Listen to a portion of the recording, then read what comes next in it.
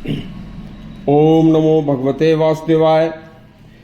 धनतेरस और दीपावली कब से मनाई जाती है और कैसे मनाएं?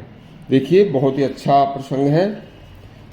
हमारे जितने भी त्योहार हैं उनका कोई ना कोई पौराणिक महत्व जरूर है। जब पृथ्वी पर ईश्वर ने सृष्टि की रचना की तब मनुष्यों के स्वस्थ जीवन तथा प्रसन्न चित्त जीवन के उद्देश्य से स्वयं भगवान विष्णु ने भगवान धन्वंतरी के रूप में समुद्र मंथन के समय कार्तिक मास की कृष्ण पक्ष की त्रयोदशी को हाथ में अमृत का कलश लेकर और पृथ्वी लोक पर पदार्पण किया था। इसके 2 दिन बाद कार्तिक मास की अमावस्या को माता श्री महालक्ष्मी जी ने पृथ्वी लोक पर प्रवेश किया।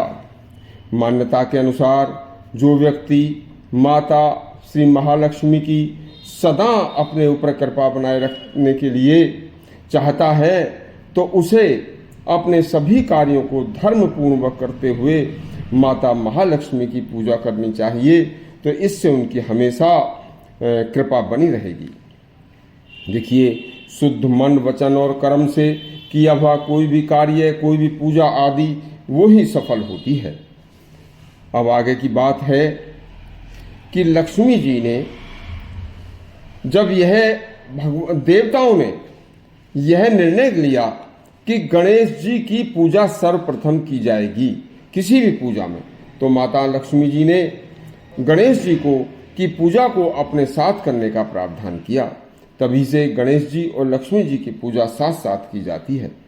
अब भगवान धन्वंतरी देवताओं के वैद्य तथा संसार में मनुष्यों को स्वस्थ रखने के उद्देश्य से समस्त वनस्पति जड़ी बूटियों को पैदा करने वाले संसार के पहले चिकित्सक हैं। एक कहावत है कि पहला सुख निरोगी काया, दूसरा सुख घर में हो माया। तो शरीर को निरोग रखने के हिसाब से तो भगवान धन्वंतरी की और घर में माया के हिसाब से माता महालक्ष्मी की पूजा की जाती है। लेकिन देखिए, जड़ी बूटी वनस्पति के रूप में हमें जितनी विधि हैं उन सबको देने वाले भगवान धन्वंतरी के जन्मदिन कार्तिक मास की त्रयोदशी को उनकी पूजा की जाती है। इसलिए उनके जन्मदिन से पहले समस्त घर की साफ सफाई व गंदगी को दूर किया जाता है तथा घर में शुद्ध हवा व वातावरण के लिए तुलसी के पौधे लगाने का भी विधान है। जिस घर में सफाई होगी तथा तुलसी के पौधे होंगे उस घर में बीमारी कम से कम आएंगी। धनतेरस को कुबेर की भी पूजा की जाती है क्योंकि कुबेर देवताओं के वित्त मंत्री हैं।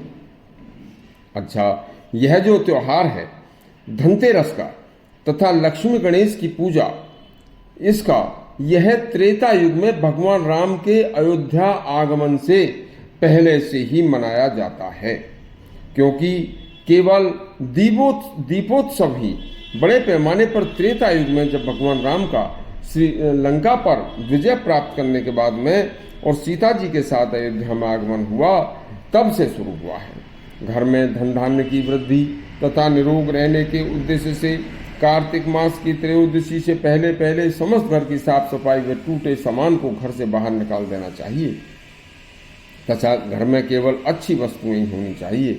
जिन लोगों के बस की बात हो तो वह उस दिन स्वर्ण, चांदी, पीतल आदि के बर्तन या आभूषण भी खरीदने का विधान है, लेकिन जो शुभ माना जाता है।